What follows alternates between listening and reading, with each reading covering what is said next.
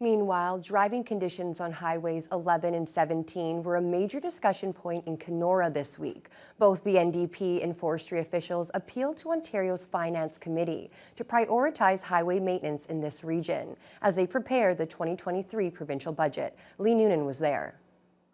NDP finance critic Catherine Fife and Kiiwetinoong MPP Sol Mamakwa were in Kenora this week, calling on the Ford government to bring snow clearing standards on highways 11 and 17 up to par with 400 series highways in southern Ontario. We've already seen 7 people lose their lives on those highways over the last 2 months.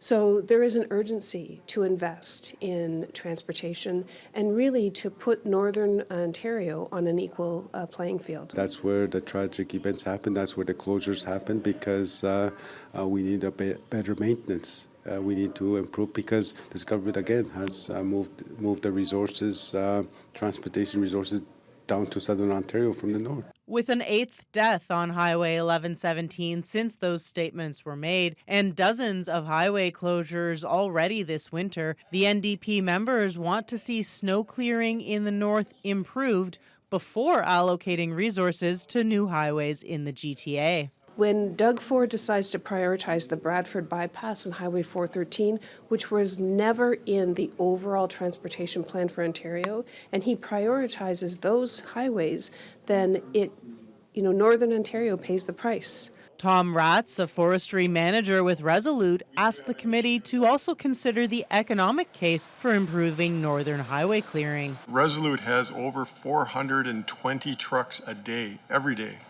on the roads in Northern Ontario. Ratz is asking for a review of the highway maintenance contractor system and funding to avoid shutdowns. When the MTO itself did the snow removal, they didn't allow snow to build up on the Trans-Canada Highway before removing it. And the plows were out and getting rid of the material. Currently, that's not what happens. Weyerhaeuser's Timberland manager, Erik Holmstrom, agreed. Tom is correct. Maintenance has dwindled over time. We've seen the number of deaths increase and the number of closures increase, and there's clearly a human element to that and an economic one as well. Both forestry managers are also asking the province to increase funding for forest access roads up to $100 million to match previous funding levels and account for inflation. Lee Noonan, TBT News.